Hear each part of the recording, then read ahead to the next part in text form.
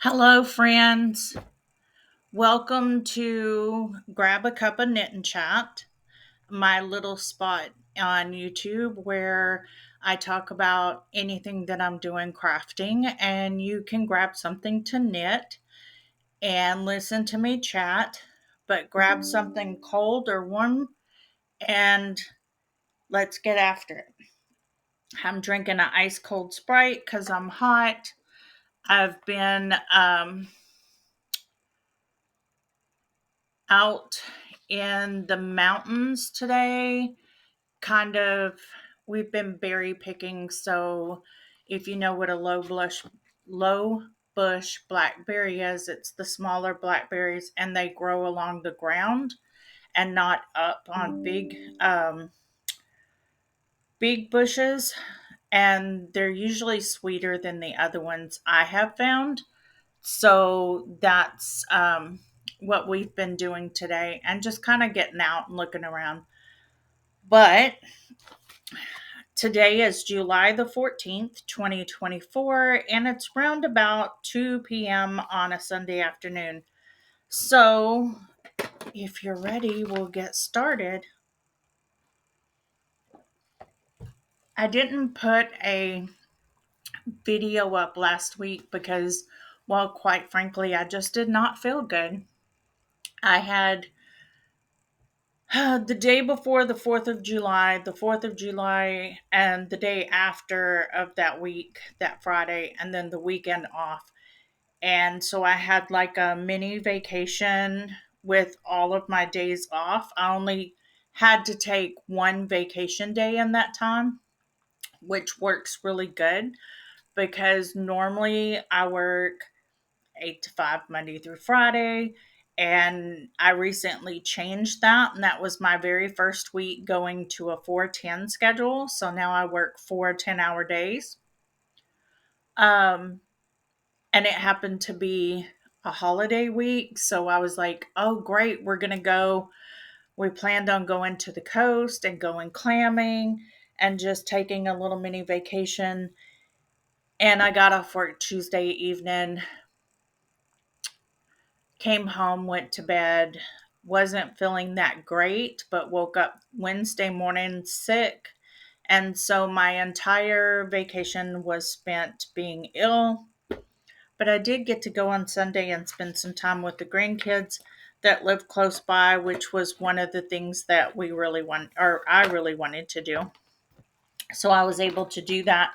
But during that time was a really bad heat wave here in Central Oregon. And even though we were at um, inside and where there was air conditioning, it was so hot. And then we took the kids to a splash pad. And when we got there, it was like 99 degrees. And we were there 20 minutes and it was already 101. So we left. So our visit kind of got cut short because there really wasn't anything to do, but we'll see. Next time, maybe. Um, Finished objects. Talking about the heat wave, I did not get a lot of knitting done. I did finish a couple of pairs of socks, which was good, and I finished my partner's sweater. So it's not been like a lot of people the last couple weeks on the YouTube channels that I watch have been talking about not having their knitting mojo. It's not that I haven't had knitting mojo, it's that I did not feel well enough to knit. And what I do have that I'm working on were bigger projects because my Jethro cardigan, I didn't bring it in here. It's gotten kind of big because I have to make mine so large. But my Jethro cardigan, I just started picking up for the bottom ribbing because I just kind of had it set aside for a couple weeks. It's not been the best thing to have on my lap, so to say, because I do get the hot flashes and everything. So for me, it's just not been too comfortable to work on it. And now that I started picking up the bottom ribbing, I'll be working on that. The only thing I want to say about my Jethro cardigan as well is that I added a whole nother row to the bottom. So with my size, it's like 7 across the back and 3 across the front. No, it was 4 down the back and 4 down the front, and I made that fifth row. That's what I did. So instead of it being 4 squares long, it's now 5 squares long. And I think that hits where I want it because the first one I started making was going to be extremely cropped and would come to the very top of my waistband on my pants. And I don't like cropped like that. Um, and I wanted it longer. I wanted it to be down below my bottom. So this is almost below my bottom. So I think that with the ribbing, it would be below my bottom. We'll see. I'll bring it in on the next video and give an update on it and show it off. But because I barely did any work, I mean, I just got the stitches picked up and the ribbing started. I the only thing I've done since the last time you've seen it is piece the granny squares together. So I didn't bring it. And I'm not talking about whips yet. I want to talk about the finished object, which is the Fisherman Raglan by Liv Ulving. I got it on Ravelry. And here it is. It is a top down, no, this was a bottom up raglan style. I just took it off blockers. I love the effect. So this is, I don't know what you would call it. They're in the pattern, they're called braids. They're not really cables. You don't have to use a cable needle. And the braids they're part of the raglan. And then you continue the braids all the way up into the collar. I'm not real happy with the way that looks where I picked up the collar, but we'll see. So the ribbing, this is knit on a US size 7. And if I remember right, the ribbing was supposed to be on a US 4. And I aggressively blocked it right there, it looks like. So sorry. Um, I did the ribbing on the bottom hem in a 4 when I started, and I did the recommended length. And then the braids are only on the front.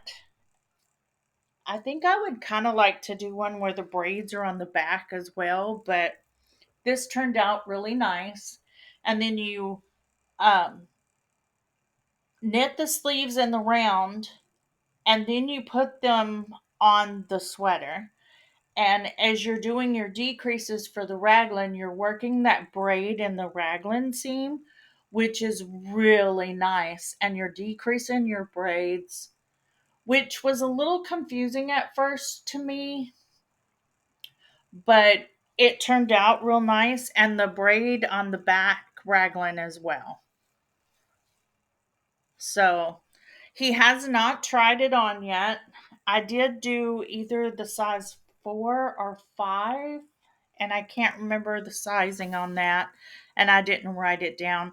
But this was done in Lion Brand's Fisherman's Wool in oatmeal, and I used probably 2 to 2.5 skeins of Fisherman's Wool. And the only difference that I did was it has a really sucked in rib on the arms for the cuffs. And he thought it was a little bit too tight for him with the size 4 on the 2x2 ribbing. So I did the ribbing for the cuff ribbing for the next size up in sweater. And I used the size 7, which is the same as the sleeve and the body, instead of the size 4, which actually gave me more stitches whenever I started doing the arm. So, what I did is I only increased the arm from that point because I already had more stitches to the amount of stitches that was required for his size of sweater. And, just did it for the rest of the sweater. I just started with more stitches than what they called for.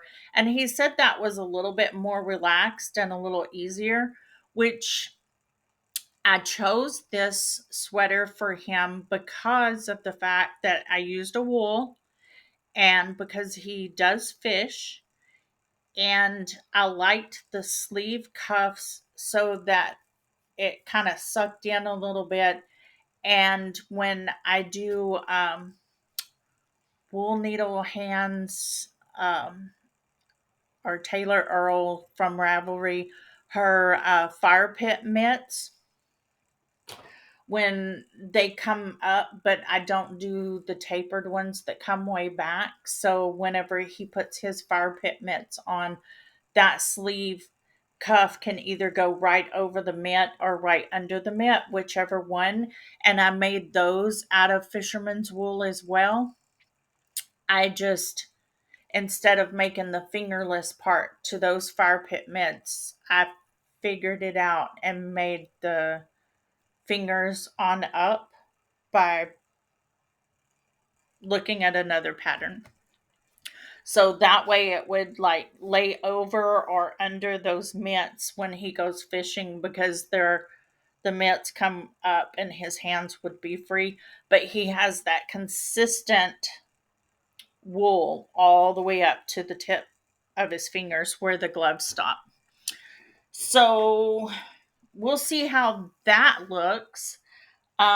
It because we're in the heat wave and I finished it in the heat wave. He hasn't tried it on, and I had blocked it. I honestly, because it was so hot, I didn't want to do anything. I washed this.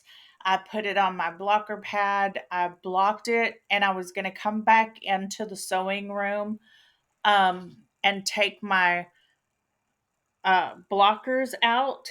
And that's why it looks so funny because I never came in and took my blocking pins out and just let it sit and dry the rest of the way. So now it looks kind of funky on the corner there because it aggressively got blocked there. But it'll wash out. We'll see how it works and go from there. So put that on the ironing board. Now I love it. I mean, I do not choose normally to do bottom up sweaters because I do not like, I would rather increase instead of decrease. It's a little easier for me. And I like being able to have the neck and armholes done so that I can put it on and make sure it's going to be the length that I want. I don't like doing all of that, excuse me, from bottom up and not being able to double check. So that's one FO. The next FO that I have are scrappy socks for Summer Sock Camp 2024 by the Crazy Sock Lady. These are just scraps from my stash. Um, some of you may look at them and see some socks that I did, some of you may not. These are 10 rounds of each scrap. I did 10 round I cast on and did 10 rounds on one sock, and then I put that on hold. I used two needles. So I had both socks going at once. So what I did, cast on this one, did 10 rounds, cut the yarn, picked up the next color and did one round. And then I came over to the other sock with the other needle and I cast on and did 10 rounds and then picked up the new yarn, did 10 rounds, picked up the new yarn, did one round, cut it, and then I picked it up. I finished this one and then put the new round, and then I would work the 10 rounds there and add the new one and then go back and forth. The only thing that I didn't do a 10 round on is I did do a afterthought heel. And as you can see, it's kind of in between two rounds. I purposely did the waste yarn for the afterthought heel. So I did the where I wanted when I finished this round on the sock, I knit with waste yarn, purled back, picked up the next yarn that I was going to use, and continued in pattern. And then whenever I came back with the afterthought heel, all I had to do was put my needles in and take the waste yarn out. The way that I do that is if I'm going cuff down, then I make sure that I pick up with the cuff the way I was knitting it when I was knitting the sock, and it makes it not twist the stitches in there. If I was doing toe up and I did that, I would make sure that I put my needles in and worked it just as if I was doing my toe up. But I used a single color there and I picked up the stitches and then I knit 5 rows, just plain knit 5 rows, and then I started my decreases and did my heel. And then on my toe, so there's more than 10 rows for the heel, it's just a solid heel. And then on my toe, I normally do 60 rounds on the leg and then my heel and then 60 rounds for the foot. And I'm trying to find that perfect sock recipe for myself. So these are 60 stitch um, count in the round. There's 60 stitches. And when I got to the toe, the last one was 60. So I did 10, 20, 30, 40, 50, 60. And then I picked up my toe color and I knit 5 rounds. And then I decreased for the toe. So I'm going to see if the 65 works because I've done 5 rounds deep on my heel and I've done 8 rounds deep on my heel and it just doesn't feel right. Still, it feels like my heel is too small. So I'm adding 5 rounds to the foot to see if maybe I'm just not knitting it long enough before I do my heel. So we're going to see how these work. The only thing I don't like about these scrappy socks is I guess it's just these two here on both socks. It's where I added those two colors. It just wants to bump up on that. And that's the only color that it does it on. So I guess it's just the yarn that was chosen to go after a yarn because these are totally scraps. But I love them. I think I'll be making some more. I thought about doing that was a lot, and I mean a lot of ends to weave in. I don't care what anybody says. That was a lot of ends to weave in. And I'm not real sure if I enjoyed that process enough to do it again. I think the next time that I do scrappy socks, either if I have enough on the scraps to do 20 rounds each, I might try that. But I think instead of doing my normal weaving in of the ends where I'm just going through the stitches on the back and weaving them in back and forth a couple of times, I think I'm going to try the weave in Steven method, where when you're knitting along with the both ends, you're kind of wrapping it around the working yarn so it's there. I did that on a couple of the places in here, but I still went in with my tapestry needle and kind of put those in a little bit. But I think I'm going to do that from now on and just do the ends as I go so that I don't have to go back and redo those. That was a lot of ends. It took me, people say it only takes them 10 or 15 minutes to weave in ends. It took me forever. I don't know what it is.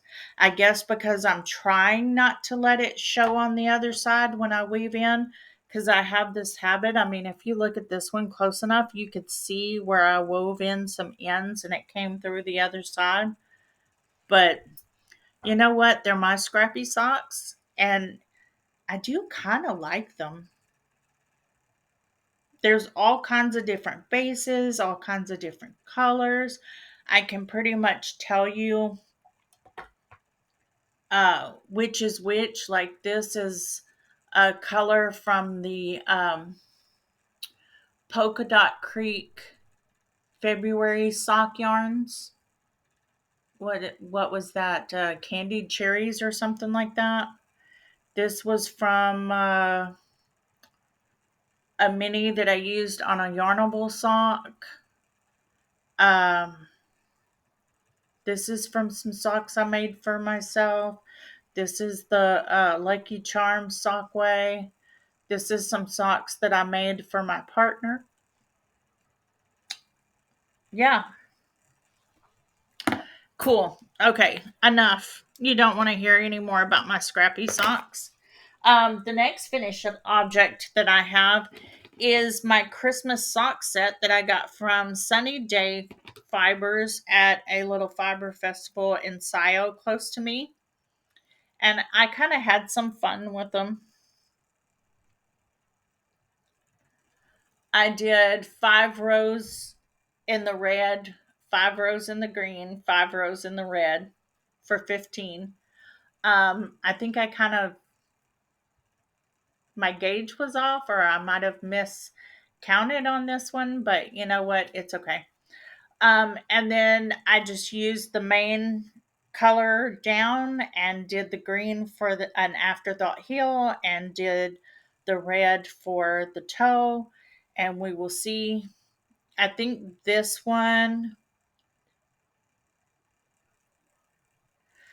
heel is where I picked up and knit 8 and then started the decrease. So we'll see how that fits. And I'm not sure I'm really liking the afterthought heel. It's easy. Um, and you don't have to worry about doing a heel. But I'm starting to get where whenever I pick up for my afterthought heel, it gets really gapy and I get a lot of holes. But maybe it's just the way I'm doing it. Who knows? But the same thing on these vanilla sock knitting, 60 round leg, 60 round foot, and then the toe with the afterthought heel and the 15 round cuff, which seems to be about what I like. 60 stitches around, and we'll see. Um, I'm thinking about trying because I knit mine on US ones. My socks, I've knit them all on US ones. And I'm thinking about just doing, because my partner uses a 64 stitch. And when I pick up to make socks for him, sometimes I forget and I start doing 60 stitches, which I did for his Father's Day socks, which I showed last time. And he said they fit, but I don't think they fit as comfortable as he wants me to think that they do.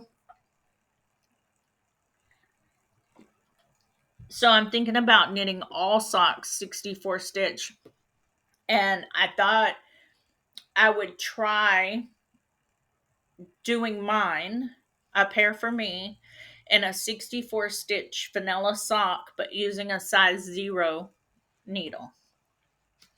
I know some people go down to a 0 when they work in um in the round with socks, but I don't know. It's a thought, and I'm going to think about it somewhere down the road. I think this makes 5 pair for summer sock camp. I'm not sure. Anyway, next finished object is my Wolop cowl. I used one skein of Heritage Print sock yarn. It's on Ravelry. I can't remember who did it. I'll try. I know I put it down below on the last video. I'll try to remember to do it this time too. But here it is. It's not as long as the one that she did, because she did hers for Advent. And I think that that is 24 different 20-gram minis. And what I did with mine, she did different connecting stitches. I saw Kay Litton from the Crazy Sock Lady making hers, and this has been blocked. I just didn't block it aggressive or anything. And I like the way that she did the drop stitches at each little interval. So what I did is I did mine with. Sorry, you're getting interrupted. Oh, These are just that little interruption was these gorgeous red roses was brought to me. Isn't that awesome? I don't know if you saw him walk in or not, but that's my partner, Kelly. And he said they were just too pretty to resist. Isn't that gorgeous? There we go. Okay, so with hers, she left the drop stitches on every row. I want to say I started knitting mine because you start with a provisional cast on and then you knit around. I did mine for, what was it? I did 23 stockinette rounds, and then I did the drop stitch round on round 24, and then I went 23, round 24, all the way around. And then you're supposed to do a 3 needle bind off, which I butchered quite a bit. But anyway, this is what it looks like on. It's light, it's airy, it's double thick, which is nice. It's just fingering, but it is big enough that if I needed to, I could throw it up over my ears. And I'm not a cowl person and I'm not a scarf person, but this was just kind of cute. And I thought it would be nice to make with some of this heritage sock yarn in the pretty colors that I don't know. How many pairs of socks do I really need? So it's nice. I think I'm going to do another one, but the next one that I do, I'm not going to do a 3 needle bind off on. I'm going to Kitchener stitch them closed. I'll put my needles back on the provisional end and have um, needles on the other end, and I'm just going to Kitchener them closed. So we will see. I don't know. I don't like how it did. I really don't. So we'll see. It's nice. And then my whip that I have, other than my Jethro cardigan that I've already talked about, is a Salish cap from Blue Sky Fibers on Ravelry. And mine is being done, whoops, in this wonderful Seahawks blue and green. So this is my first one. It is rather simple. So far, you're just doing 2x2 ribbing. Um, I know that the the crown, bringing it all together, is supposed to be. It looks nice, and this is using a fingering weight yarn, which is held double. So what I did is I wound up my yarn, and I am pulling from the outside and from the inside at the same time to get this marled look. You're using a US 8 needle, and it gives it a really cool look. Because, see, whenever I first started, how it looked, that marling, and then it kind of evened out and is doing this striping thing. Isn't that cool? That's on the yarn. It's how it's coming out. That is electric denim from Wild Poppy Fibers here in Oregon. It's a 75/25 superwash merino and nylon fingering sock weight, 437 yards, and it's perfect Seahawk colors. But that's what I liked about it is when Kevin from Needles at the Ready was talking about it, he was like, at least have 40 grams of each yarn, and you can use your scraps with it. But I had this. I had made him the Seahawk socks for Father's Day. I wanted to make him something out of this because I felt like this was more Seahawk, and I bought it just for him, more closer to what the Seahawks colors are looking. And he wears a lot of those beanie hats, and this hat pattern can be worn with a turned up brim, or it can be worn down and kind of slouchy. And I really like that because it's versatile. I had made the sock head slouch. I have made the muscle barrel, and now this one, the muscle barrel, I cannot get the fit right. I don't know what it is, but I can't get the fit right.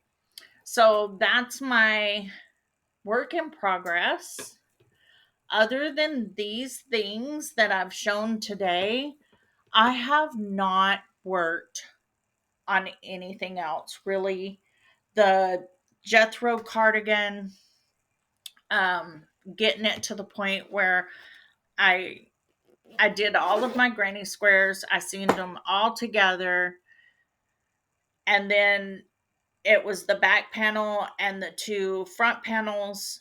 I washed them and blocked them separately, and then I seamed them together because I think it looks better to me if I block them all before seaming. Got the ribbing started on that. Um, and I've been reading, I've been watching YouTube videos. Those of you that know that I drive about an hour to work one way every day, and that's not as bad as some commutes. Now I still drive to work the same time every morning because I was getting there at 7:30 in the morning anyway. So my schedule when I went to 410s is just 7:30 to 6. So the morning commute hasn't changed at all. The evening commute is just an hour later. So instead of getting home at 6 o'clock, I'm getting home at 7 o'clock. And then by the time you eat and you just kind of sit down, it's time for bed because I get up early in the morning. So that's made a difference. I still listen to my books to and from work, and I've finished a lot of books. It's like, holy moly, when did I last do an episode? I did an episode June the 22nd, and since then, I don't remember which book that I finished. Let's see.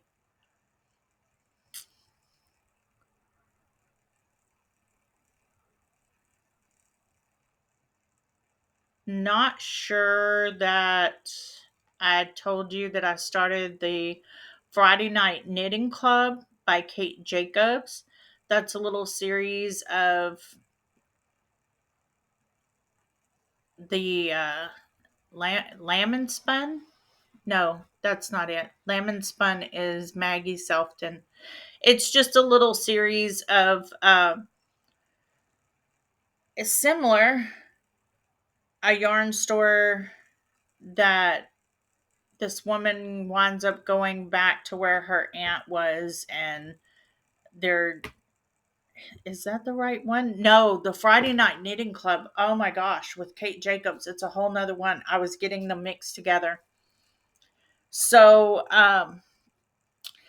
Knit One Kill Two by Maggie Sefton is the one that takes place with Lamb and Spun in Colorado, where a woman's aunt dies. She goes to Colorado. She's trying to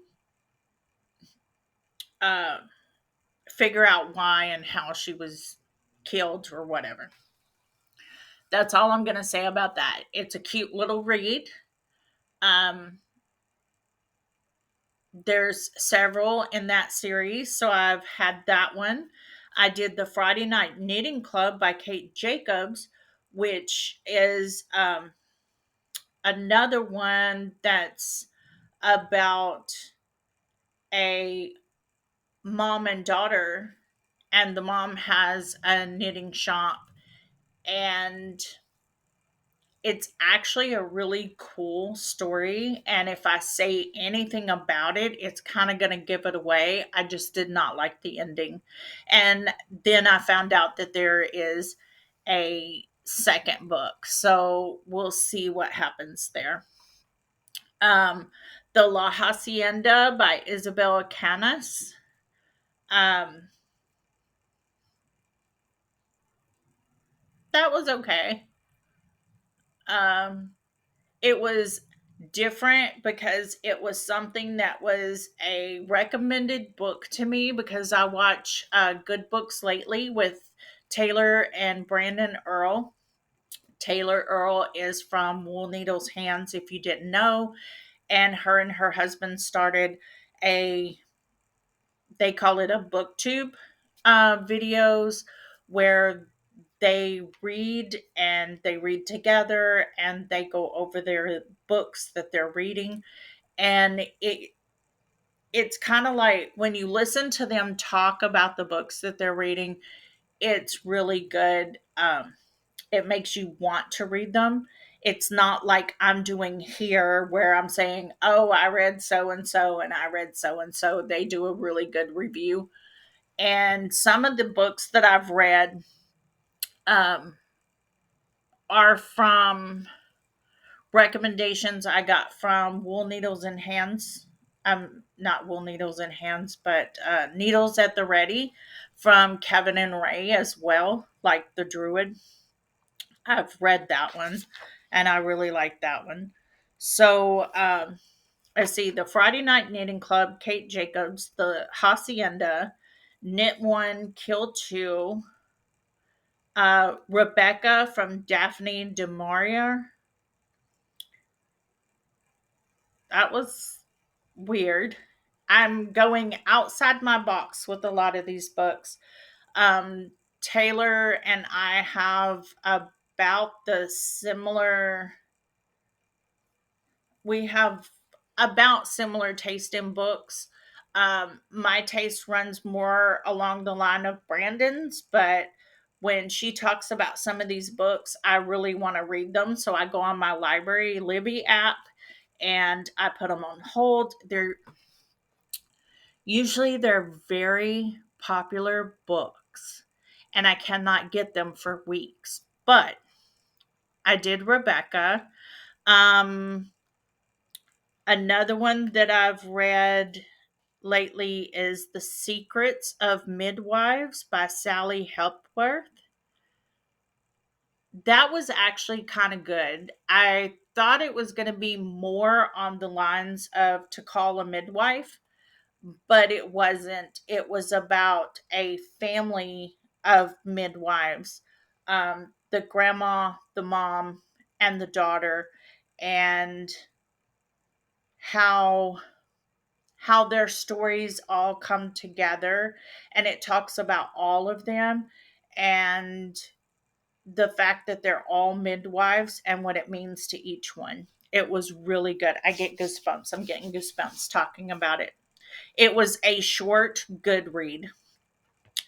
Burn for Me from Alana Andrews. That was okay. Um, Heresy by CJ Paris. My first thought of Heresy, because of the timing that it takes place, is if you like Discovery of Witches. And the point in time where I think it's the second book. I'm not sure about the books, but if you've watched the show in the second season, they go back in time to look for a book of alchemy. And that's what it reminded me of at the get-go, was the whole alchemy book. And that time they talk about Mr. D, the librarian, alchemist, whatever you want to call him, from the queen. And I'm not explaining it very well. Let's see, where's my book review on that? Uh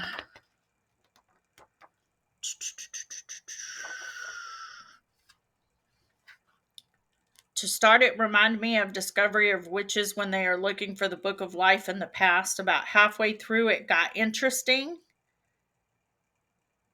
and I would have rather that happened at the beginning because it seemed like a whole lot of stuff that I didn't need to know for that book. But I do know that she continues on with the same character, and I'm looking forward to the next book. Um, Next is Neverwhere by Neil Gaiman. And I was like, the writing, it's an interest. I gave it 5 stars. It's an interesting story, a good setting. I enjoyed every bit. And after I finished it, I realized why I kind of recognize the writing a little bit is because he wrote Coraline, and that was a controversial kids movie because a lot of people thought that it was really scary for kids. But he also co-authored Good Omens, which, if you have not seen that show, Good Omens, it is flipping amazing. Uh, I can only remember David Tennant is in it as one of the angels, and I can't remember the other angel actor's name, but the two of them are close friends and in real life, and you can just tell it makes the whole thing. But anyway, and then I could see all of the familiarities of all of those stories and the writing. So it was okay, but the end of this book left me open for so much more. It's like I want more. I want more. So we'll see. Um and then what else did I read? The Familiar by Leigh Bardugo. Good. It's very slow start, but it finally picks up about halfway through, and then it got a very distinct turning point where then it was interesting and I finished the book, because at that point I was like, am I going to finish this book or not? And then The Road by Cormac McCarthy. I have another Cormac McCarthy book on hold from the library that a friend of mine at work is reading, and I'm going to try. If anyone knows the movie The Road, the book is very much like it. Let's put it that way. If I had, let's see, it's very interesting, and I think I missed something at the beginning, which may have explained things a little bit better. The whole book is a dad teaching his son how to care for himself when he dies. Boom. Sorry. Spoiler alert. If you've seen the movie, that's pretty much what he does through the entire movie, is just prepare him for either suicide or the dad dying. And it's kind of weird because I think I would have liked, it's a whole apocalyptic story, but nowhere did I see or hear or read anything about how this world started. And there's a whole bunch of ash all over the place, and it's really cold, and I want to know why. So that's just me. And if you're wondering, I have this little book. This is just a plain journal. I wrote The Love of Reading on the top. I love this journal. I had it. I wanted to use it for something.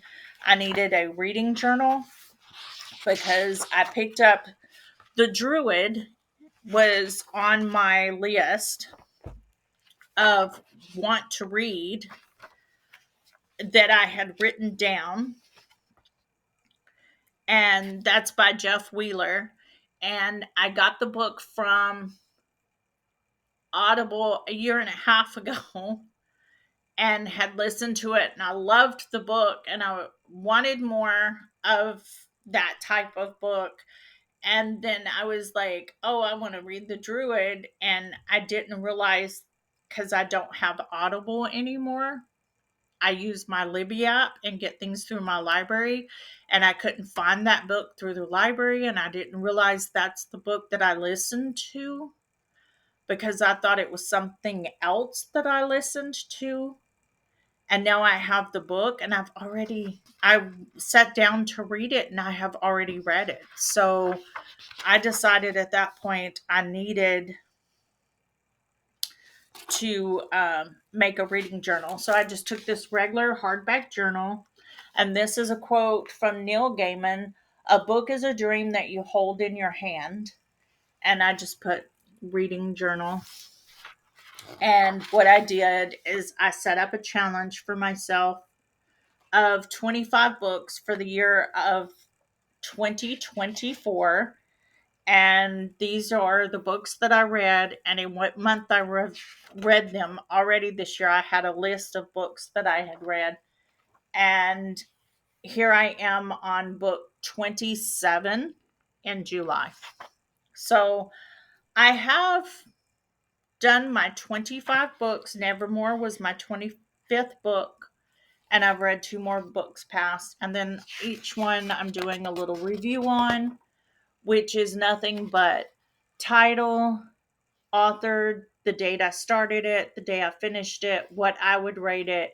And then I have these little blurbs like The Spy and the Traitor by Ben McIntyre, May 25th to June 10th. I gave it a 4 stars. It was an interesting book about a spy telling his true story as a fictional read, which was really good. I just have a coloring page there. I went ahead and did more books here. So I know I'm going to surpass my 25 books this year. Um, but based on what I do read this year, 2025, I'm going to add 20 books to it and see if I can read more, or maybe 10 or 15. And then I started a I want to read list, and I'm marking them out as I read them. Right now I'm reading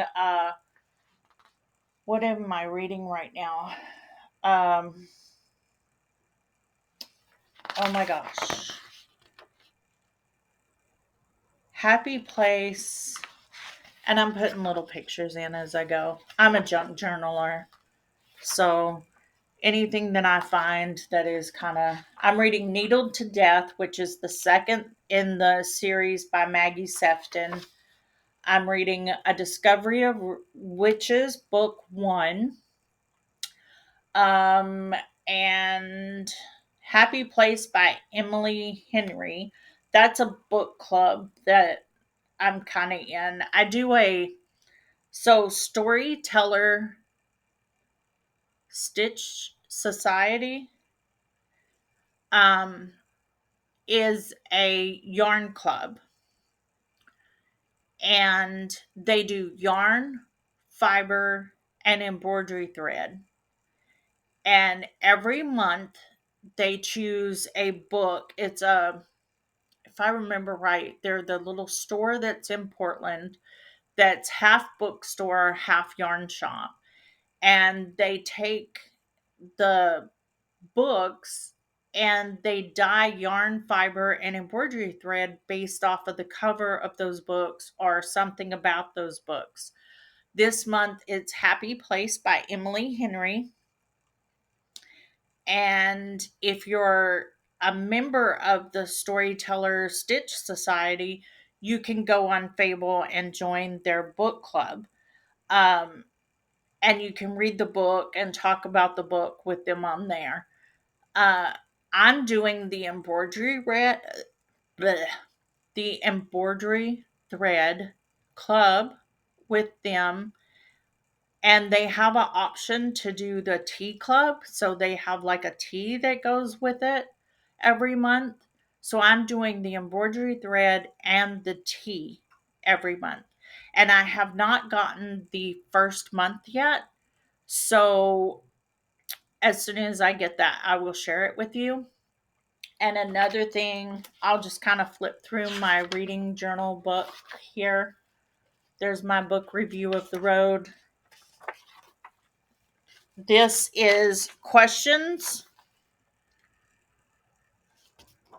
I have Taylor and Brandon both have book journals and they've yet to share them. I've looked on Amazon and I've looked on different websites and stuff, and some of them have journal prompts. So all I needed, I had the base of what I wanted my reading journal to look like. So all I needed was some book review journaling prompts. So I used some of the questions that Taylor and Brandon ask each other about their books.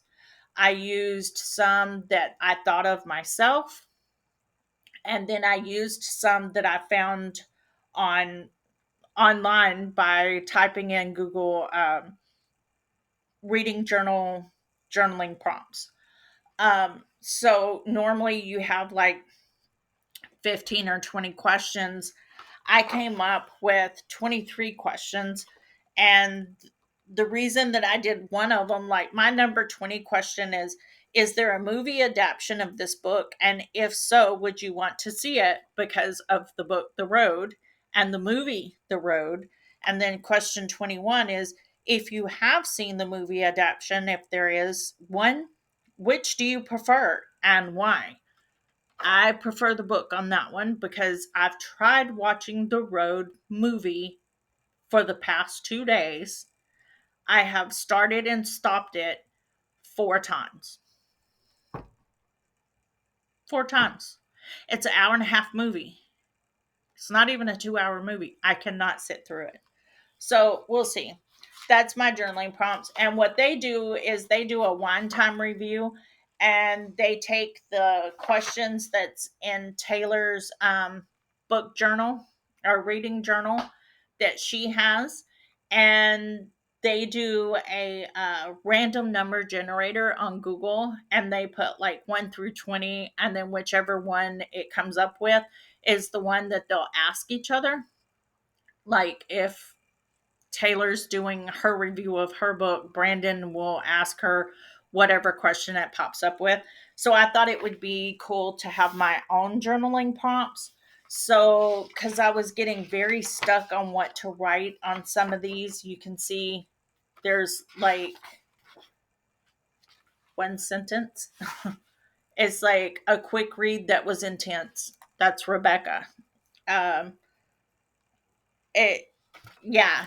So I wanted to do that same thing with my journaling prompts so that I can use the random number generator and come up with some questions to ask about the book. And then that will be my review. So, what was I saying? My yarn subscriptions. I was doing Yarnable, Row One Minis, and Blanket of the Month. And then I found the Stitchery Storyteller Stitch Society.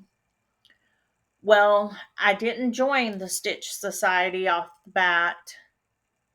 I waited because I found it at the same time I found all the other ones. I've wanted Yarnable for a long time. I've been on their wait list.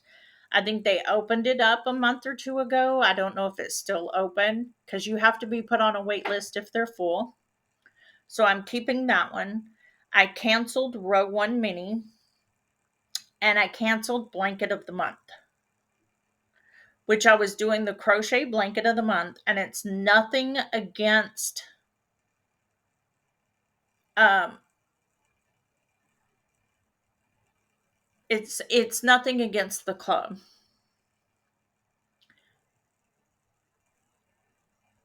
I know that when Nitty Natty talked about the blanket of the month club on her YouTube video, their subscriptions went from a couple of hundred to God knows how many. And it's made it hard for them to keep up with. But I was getting my box at the same time that I was paying for the next month. Um, and I just, I don't know. I guess honestly, I needed to let something go, and I was very comfortable in letting that one go. So in hindsight, I can just say it's a very good club. It's an awesome club, and I highly recommend it. It just was not a right fit for me. I had to let something go. And then I let my Row One Minis club go as well. So then I only had the Yarnable club because, again, I got the Row One Minis in order to have mini skeins to use in my socks. And where I was getting a few tonals, I was getting more variegated, and I would rather have had more tonals. So if anyone ever from Row One Minis is watching this video at any time in the future, it would be nice to have that option. I know you do um, a different dyer each month, but it would be really awesome if you had the choice of a mix, all variegated or all tonal. That would be an awesome thing because I was getting maybe two, sometimes three tonals a month out of my 10 mini skeins. And that's not what I expected. So I let that one go as well. And then whenever I let those two go, I picked up the Storyteller Stitch Society. Um, and because I already get Yarnable and I don't really want another skein of yarn coming in that I'm not sure what it's going to look like because I have all the excitement with the Yarnable on that. Um, One skein of fingering weight a month is enough. I'm not up on my spinning enough to do the fiber club, which is awesome because the fiber would be something to get into if you ever wanted to do that. It's just a fiber club and it's the same thing. So the yarn, the fiber, and the embroidery threads are all the same colors from the theme. So then I went to the embroidery thread and I think I like that one better because I am doing um, the circle a day patches where I have the little 3 to 3.5 inch material patches and I'm applying circles on it to make different things. I would like to use that thread in that aspect. So I kind of like that. Um, and then, like I said, they have the option of doing the tea with it. So you get a tea based off the book every month. So we'll see what that looks like. I think I'm looking around. I think I'm done. Wow, that was an hour of me rambling and I really rambled. So sorry. Glad you got to meet the partner when he brought my wonderful flowers. Isn't it amazing? They're so pretty. So enjoy the rest of your day. I'm going to go try to get some knitting done, listen to some more of one of my books. I thought about doing some sewing. I did find they're about this size and they're just little book fabric book corner bookmarks. So when you mark your book, it just kind of sits on the corner of the page like that and marks your spot.